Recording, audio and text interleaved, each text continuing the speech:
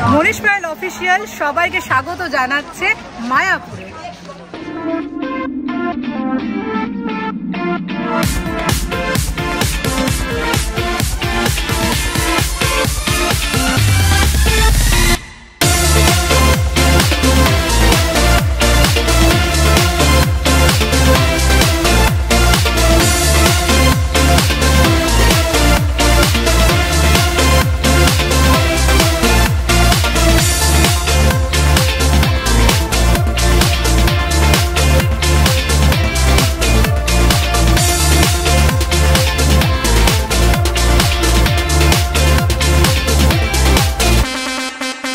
নমস্কার, আশা করি সবাই খুব ভালোই আছেন। আজকে চলে এসেছি তৃতীয় দিনের দ্বিতীয় ভাগে। আগের ভিডিওগুলো যারা দেখেননি তারা দেখে নেবেন, তাহলে সুবিধা হবে বুঝতে।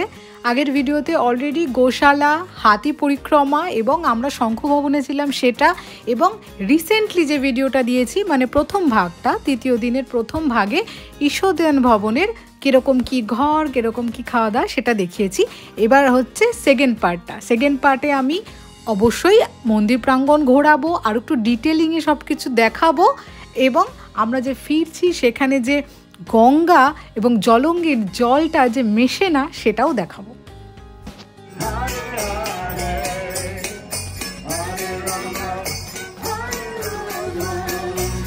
আগের দিন একখানা ঘাগরা কিনেছিলাম, তো ভাবলাম যখন এখানে এসছি একটু রাধারানীর মতন সেজেই ঘুরবো, তো সেরকমটাই ঘাগরা পরে সেজে গুজে একটু বেরিয়েছিলাম। এখান থেকে মন্দিরটা এত ভালো লাগছিল, আমি ওই দেখছিলাম, অবাক হয়ে দেখছিলাম যে এত বড় একটা মন্দির, মানে আকাশ ছোঁয়া, সে গগনচুম্বী বলে না, সেরকম গগনচুম্বী মন্দির। এবং যেহেতু 4টে অবধি তো মন্দির ক্লোজ থাকে, 1টা থেকে 4টে, এবার 4টের সময় ধূপ আরতিটা হয় এবং তারপরে 6টার সময় সন্ধ্যা আরতি এগুলো হয়। এবার 4টে থেকে 6টা পুরোটাই মন্দিরের ভেতর থাকা যায়, সবটাই একটা আরতি, নাচ, পরিক্রমা, মন্দিরের ভেতরে যে নাচ গানটা পুরো, মানে ওটা তো মিস করা যায়ই না মায়াপুর গেলে। তো ওটার জন্য ওয়েট করেছিলাম, তো সেখানে একটু সময় কাটাচ্ছিলাম। এমনি ঘুরে ফিরে সমস্ত ওই যে ফাঁকা জায়গায় ঘুরতেও ভাল লাগে, তো আমরা একটুখানি ঘুরে ফিরে তারপর একটুখানি বাইরে আবার গিয়ে, যেরকমটা আগেরবার বললাম, ওখানে চাটা খুব ভালো পাওয়া যায়, তো চা খেয়ে আবার একটু সমাধির কাছটাও ঘুরেছিলাম, কারণ আমাদের হাতে সময় ছিল। তো সমাধির প্রাঙ্গণটা চলুন আপনাদের ঘোরাই, ওই জায়গাটা যেখানটা বললাম না আগের দিন একটু পুকুর মতন রয়েছে, চলুন ওখানটা যাই।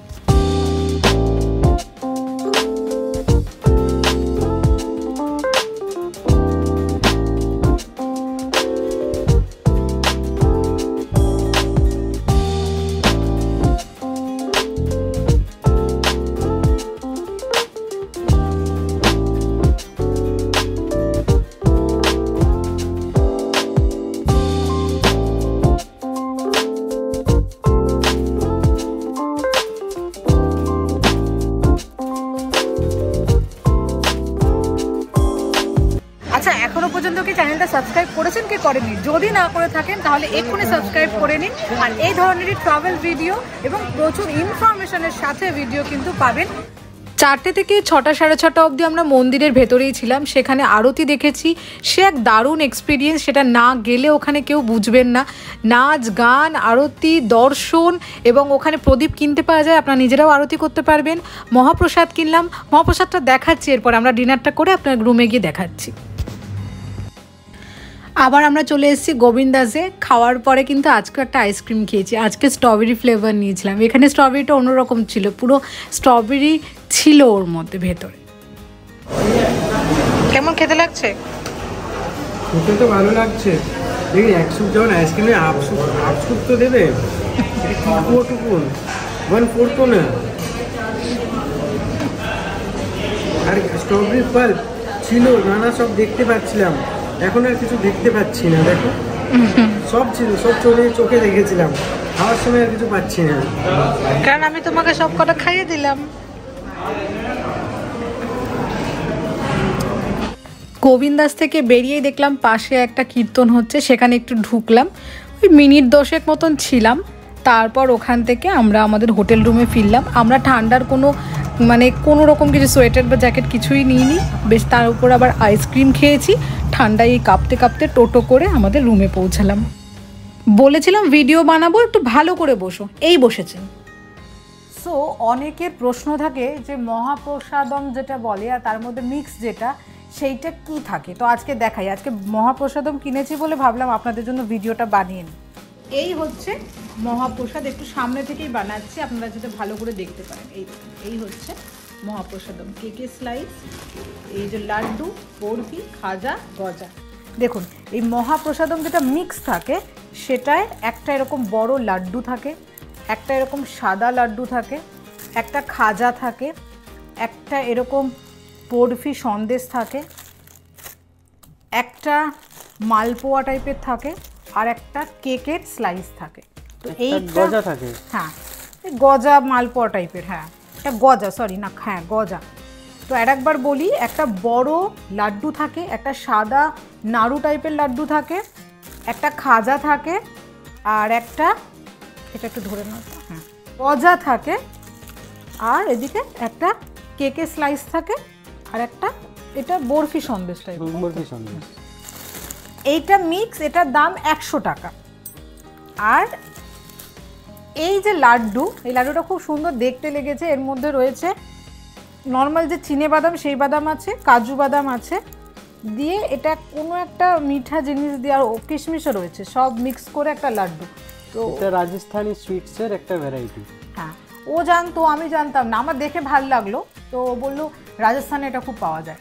তো এইটা টেস্ট করবো বলে এটা নিয়েছি। এটার দাম নিল 50 টাকা বলে, এটা 50 টাকা দাম নিল। তো মিক্সের দাম নিয়েছে 100 টাকা, আর এইটা শুধু এটার দাম 50 টাকা নিয়েছে। তো এই হচ্ছে মায়াপুরের ইসকনের মহাপ্রসাদের মিক্স যেটা, সেইটা 100 টাকা, আর এইটা মহাপ্রসাদের মধ্যে এটা আলাদা করে 50 টাকা দিয়ে কিনেছি। বাকি আপনারা নর্মাল প্রসাদ মানে শুধু লাড্ডু প্রসাদও নিতে পারেন, শুধু খাজা বা গজা, এগুলো প্রত্যেকটা জিনিস সেপারেট নিতে পারেন। এটা কিন্তু আলাদা, আমি আলাদা করে 50 টাকা দিয়ে কিনেছি। সকালবেলা ঘুম থেকে উঠে পর্দা সরানোর পর এই দৃশ্য দেখলাম। মানে এই দৃশ্যটা মানে কোনোভাবেই এই ফটো বা ভিডিওটা কিন্তু এডিটেড নয়, মানে এডিট করলে বোধহয় তার মানে প্রকৃতির সাথে মানে অসম্মান করা হবে, তার সৌন্দর্যকে অসম্মান করা হবে। তারপর এটা দেখুন,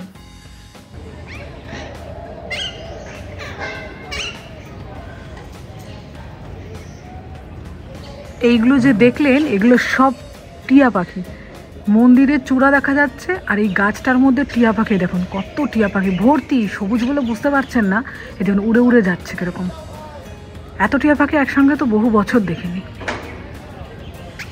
সুপ্রভাত, আজকে 4র্থ দিন, আজকে আমাদের ফেরার দিন। তো আমরা ঈশ্বরদিয়ায় ছিলাম, ঈশ্বরদিয়া একদিনের স্টে। ঈশ্বরদিয়া থেকে এখন আমরা রওনা দেবো বাড়ির উদ্দেশ্যে, আমাদের 10:17 ট্রেন। তো এখন আমাদের বাজে হচ্ছে 7:45। আমরা এখন বেরিয়ে যাচ্ছি, কারণ কিরকম কি ভিড় থাকবে জানি না, হাতে সময় নিয়ে বেরোচ্ছি। আর আপনাদের যদি এই ভিডিওটা ভালো লেগে থাকে তাহলে অবশ্যই লাইক করবেন, কমেন্ট করবেন কোথা থেকে দেখছেন, আর চ্যানেলটা যদি এখনও সাবস্ক্রাইব না করে থাকেন তাহলে অবশ্যই সাবস্ক্রাইব করবেন। আমরা মনীষ গোয়েল অফিসিয়ালে সবসময় চেষ্টা করি যে আপনাদের তথ্য সমৃদ্ধ ভিডিও উপহার দিতে। পরের ভিডিও দেখা হচ্ছে, ভালো থাকবেন। এখানে আরও কিছু তথ্য আমি দিয়ে রাখি। ঈশ্বরদিয়ার যে রুমটা সেটা 2খানা বেড আপনারা দেখতে পাচ্ছেন, কিন্তু তার নিচে 2টো ম্যাট্রেস দেওয়া রয়েছে। এখানে কিন্তু 4 জন থাকতে পারবেন। এখানে ওয়াইফাই ফ্রি রয়েছে, আপনার গিজার রয়েছে, এবং একটা জলের ওরা মানে মিনারেল ওয়াটারের একটা ছোট জারও দিয়ে দেয়, তো সেটাও এর সাথে কিন্তু ইনক্লুডেড। আর এসিও রয়েছে। তো এই পুরো যে প্যাকেজটা বললাম সেটা কিন্তু 2700 টাকার মধ্যেই, ইনক্লুডিং ট্যাক্স। বেরিয়ে আবার করিডোরে সেই এক দৃশ্য, শ্রীকৃষ্ণ বিষ্ণুর মতন শুয়ে রয়েছেন, এত সুন্দর লাগছিল, মানে চোখ ভরে মন ভরে দেখে তারপর গেলাম আমি। আমাদের উনিও এবার লাগেজপত্র নিয়ে, আমি তো ট্রলিটা নিয়ে হাঁটছি, উনি এসব নিয়ে হাঁটছেন। এবার জলঙ্গিটা দেখাই, চলুন আপনাদের। এই লঞ্চটা যাচ্ছে যেটা, সেটা নবদ্বীপ থেকে আসা যাওয়া করলে সেই এই লঞ্চে।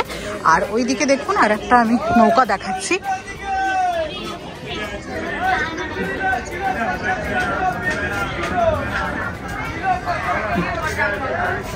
এই যে নৌকার ফেরিটা দেখছেন, এইটা কৃষ্ণনগরের দিক থেকে।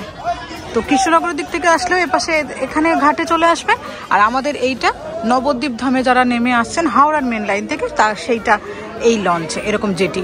এটার আরও একটু এগিয়ে গিয়েও রয়েছে, সেটা আবার নৌকা, সেটার টিকিট 5 টাকা, এটার টিকিট 10 টাকা।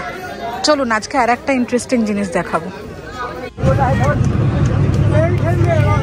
এখানে জলটা এতটাই পরিষ্কার যে পুরো নিচের যে শ্যাওলা পানাকচির নিচে যে গাছ, জলজ গাছগুলো, সেগুলো সব দেখা যাচ্ছে। খেয়াল করুন, নিচের সমস্ত জলজ গাছগুলো পুরো পরিষ্কার দেখা যাচ্ছে। এখানটার জলটা এতটাই পরিষ্কার, ভিডিওতে তো অত হয়তো ক্লিয়ারলি আমি বোঝাতে পারছি না, কিন্তু দেখে খুব ভালো লাগছে।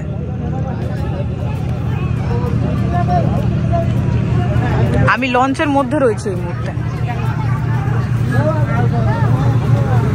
তবে এখানটা আসো, দেখো কি সুন্দর।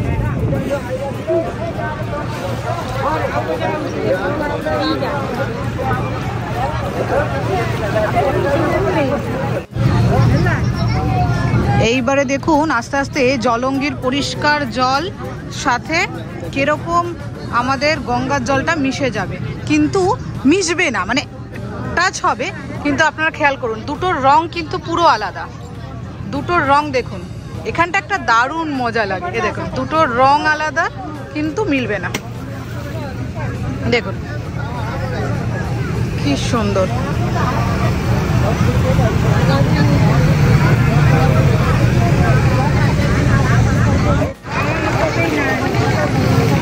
আর এই 5 টাকার নৌকাগুলো ওইখানে ওই দিক দিয়ে ছাড়ছে।